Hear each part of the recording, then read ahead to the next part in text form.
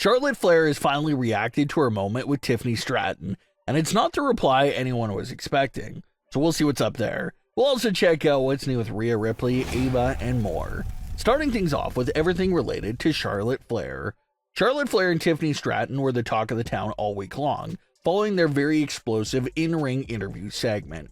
Some fans liked it, others did not like it, while others felt like it had to be viewed as a good thing, since it literally created so much conversation that lasted all week long. We previously went over Tiffany's reaction to the segment.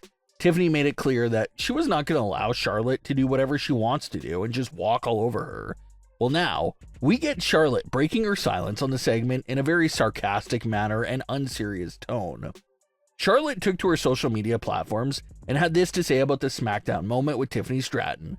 Quote, "After being blindsided by my personal trauma on live television, my character said something on air that was not true, and I'd like to take this opportunity to clear the air. I should have never called the Chicago fans smart. I sincerely apologize." End quote. So this obviously was a very sarcastic and unserious apology by Charlotte Flair. She's saying that out of all the things she said on SmackDown that night, the only thing that was a lie was when she said the Chicago fans were smart. So by Charlotte Flair saying that was the only lie she told that entire night, Charlotte therefore is indirectly doubling down her claim about Ludwig being in her DMs is true. Charlotte got a lot of fan flack about that line about Ludwig.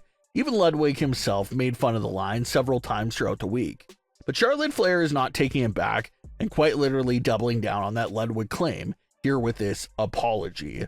Ludwig is not an official part of this storyline, but Charlotte continues to drag him into it and stir the pot with the idea of him reaching out to her at some point in time. So it's hard to tell where Charlotte's going with the Ludwig angle of this entire situation. Will Charlotte Flair continue to make these indirect claims about Ludwig? Will she provide some type of proof of her claims to Tiffany Stratton? Some fans have some really mixed feelings about all his personal relationship subjects getting so much spotlight and attention in this feud.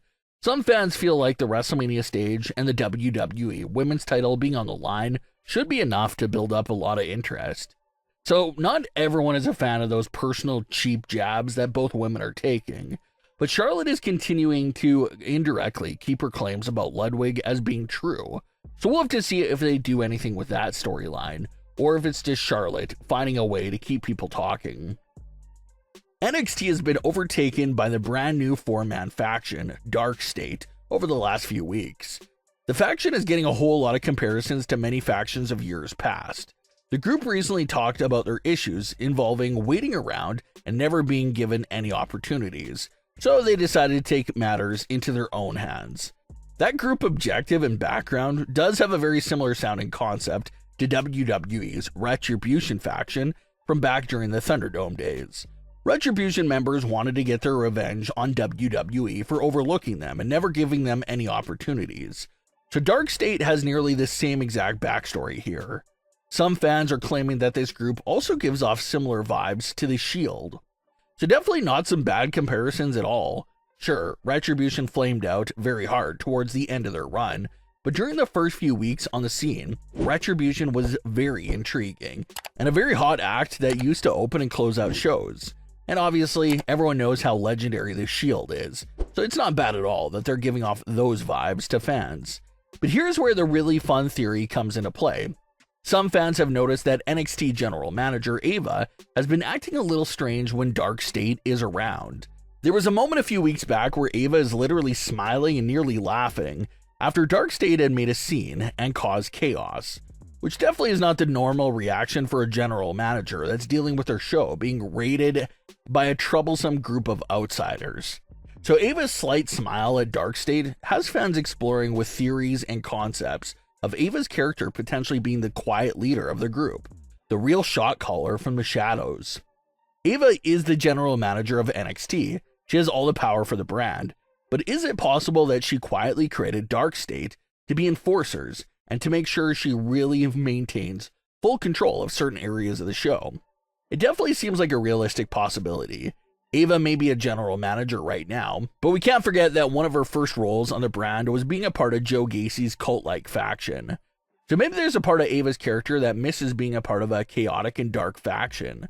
So she used all the power she had to quietly form a new faction of her own, while also maintaining her full position as NXT general manager. Also can't forget that when The Rock appeared in NXT earlier this year, he did make it clear that Ava was the final boss of NXT.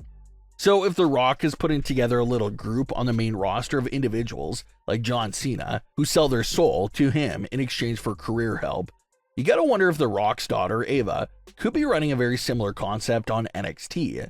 Maybe the Darkstate members sold out Ava in exchange for her pulling the strings for them and giving them quiet opportunities in NXT without anyone knowing she's closely affiliated with them.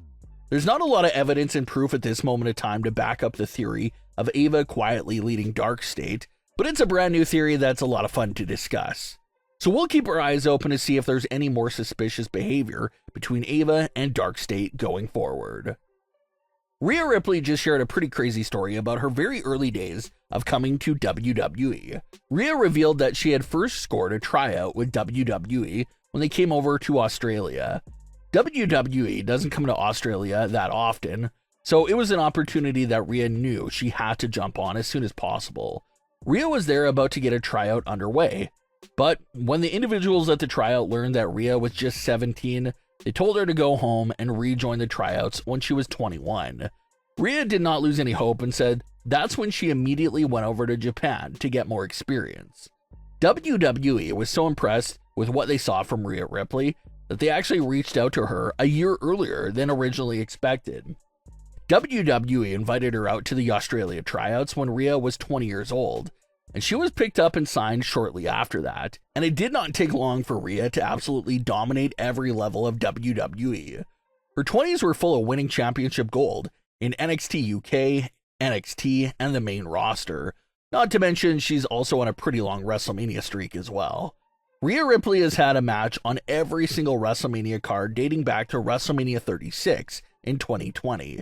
6 straight years of big matches at WrestleMania before the age of 30 is a pretty big accomplishment itself. So it's safe to say that WWE absolutely made the right call by scooping up Rhea Ripley a year earlier than they originally intended to.